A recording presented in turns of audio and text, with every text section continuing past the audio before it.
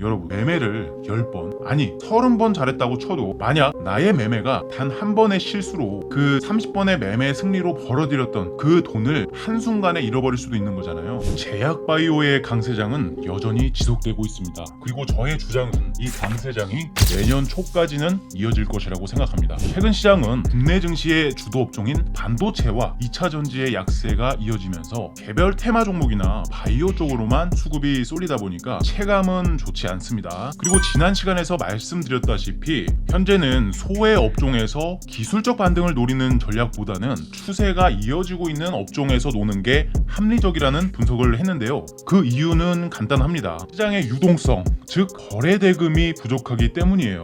거래대금은 평균 22조 원에서 25조 원 정도가 평균 거래대금이라고 봐야 되는데 지금 시장 같은 경우에는 20조 원을 넘지 못한 시간이 정말 오래되다 보니까 아무래도 수급이 쏠리는 쪽으로만 쏠리고 있는 상황입니다. 따라서 주도 업종에 대한 메리트가 크게 없는 시점이기도 하죠. 다만 시장은 살아있는 생물입니다. 즉 계속해서 움직이게 됩니다. 계속 내리기만 할 수도 없고 계속해서 오르기만 할 수도 없죠. 따라서 시장에 접근을 하는 방식은 주도 업종에서 눌림이 잘 나온 종목들 위주로 접근을 할 필요가 있다는 것입니다. 보통 우리가 거래량이 터져 있는 종목들 위주로만 매매를 하려는 경향이 좀 강한데요. 그 이유는 반응이 빠르게 나타날 수 있기 때문에 시간에 얽매일 필요가 없기 때문이에요. 그런데 잘 생각해보세요. 여러분, 매매를 10번, 아니 30번 잘했다고 쳐도 만약 나의 매매가 단 한 번의 실수로 그 30번의 매매 승리로 벌어들였던 그 돈을 한순간에 잃어버릴 수도 있는 거잖아요. 그러면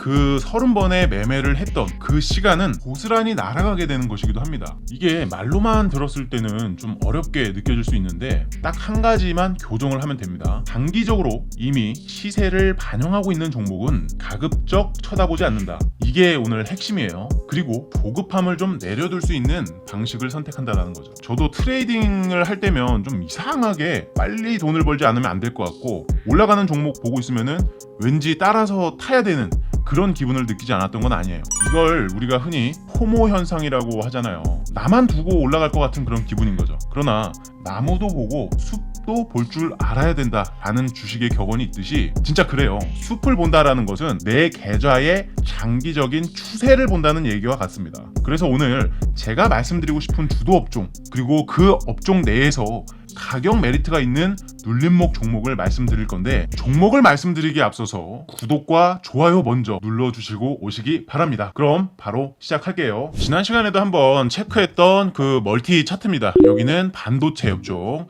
여기가 바이오 업종, 여기가 2차 전지, 그리고 여기는 코스닥 레버리지 지수 차트입니다. 업종별로 이런 식으로 지수 차트를 켜놓고 시장을 파악하는 것도 상당히 중요하기 때문에 간단하게 어떤 식으로 보는지 브리핑을 먼저 드릴게요. 자, 먼저 반도체부터 보겠습니다. 반도체 같은 경우에는 일단 올 여름부터 해서 지속적으로 하락 추세의 경향을 보여주고 있습니다. 그리고 간만에 의미 있는 하락 채널을 돌파하고 현재 리테스트 구간까지 온 상태입니다. 바이오 업종 같은 경우에는 코스닥 대비 완전히 디커플링 지표죠. 거의 뭐 거꾸로 올라가는 엄청나게 강한 흐름을 보여주고 있고요. 이 2차 전지 산업 같은 경우에는 조금 다릅니다. 올 초부터 시작해가지고 지속적으로 고점을 낮추는 패턴만 이어지고 있었죠. 그런데 올해 여름이 지나고 나서부터 어떤 흐름이 나타났냐? 고점을 올리는 패턴이 나타났다라는 것입니다. 그렇기 때문에 이제 2차 전지 업종에서도 어느 정도 바닥은 잡아가고 있구나, 이런 식으로 우리가 생각할 줄 알아야 되고요. PA 이론에 따르면 자, 고점이 높아지는 추세를 보여주고 있고 저점도 높아지는 추세를 보여주고 있다는 것은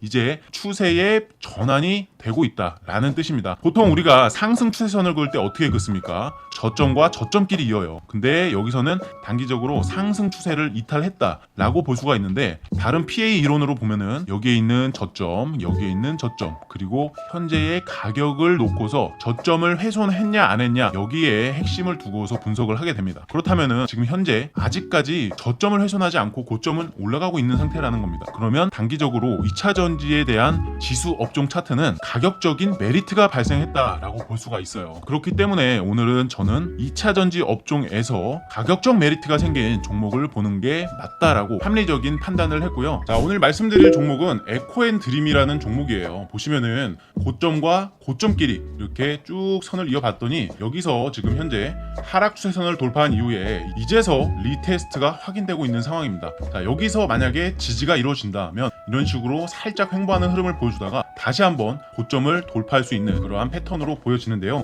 이 종목은 2차전지 소재 관련주고요. 양극활 물질, 전구체 관련주입니다. 촉매 소재라든지 매연 저감 장치 등 다양한 사업을 영위하고 있고요. 연내 흑자 전환 기대감이 여전히 존재하고요. 특히 2분기에는 블록딜에 성공을 하면서 오버행 이슈도 이제 해소가 된 종목입니다. 특히나 최근 들어 수주 소식도 긍정적으로 이어지고 있기 때문에 에코앤드림이라는 종목이 현재 차트학적으로도 그렇고 종목에 대한 그런 기대감으로도 그렇고 충분히 상승 전환 가능성이 있어 보이는데요. 제가 오늘 설명드렸다시피 현재 바이오 섹터 같은 경우에도 여전히 고점 징후 없이 건전한 조정을 보이고 있는 흐름입니다. 따라서 제가 말씀드린 주도 업종 섹터 내에서 지수에 반등이 있을 때 수급이 좀 빠르게 유입될 수 있는 그런 종목들 내에서 순환 관점을 통해서 가격적 메리트까지 형성된 이 에코앤드림 진짜 해볼만 하지 않습니까? 오늘은 이 에코앤드림이라는 종목에 대해서 말씀을 드렸고요. 왜 괜찮게 보는지 그 근거와 저의 주장을 말씀드렸습니다. 영상 내용이 도움되셨다면 구독과 좋아요를 통해서 앞으로도 영상 지속적으로 올릴 수 있도록 여러분께서 응원을 해주시기 바라겠습니다. 시청해주셔서 감사합니다.